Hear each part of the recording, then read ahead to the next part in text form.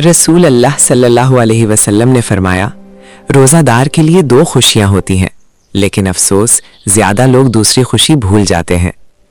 पहली खुशी तो सब जानते हैं, जब रोज़ादार इफ्तार करता है, लेकिन एक दूसरी खुशी भी है जो इससे कहीं ज़्यादा बड़ी है।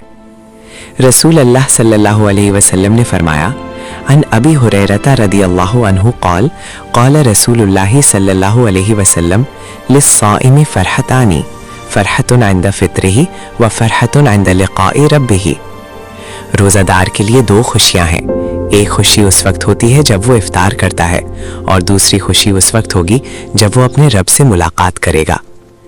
सोचिए, जिस रोज़ा को हम कभी कभी बोझ समझ लेते हैं, वही रोज़ा क़यामत के दिन खुशी बनकर सामने आएगा। अगर आप भी चाहते हैं कि अल्लाह आपके रोज़े कबूल फरमाए, तो कमेंट में लिखें, या अल्लाह मेरे रोज़े कबूल फरमा।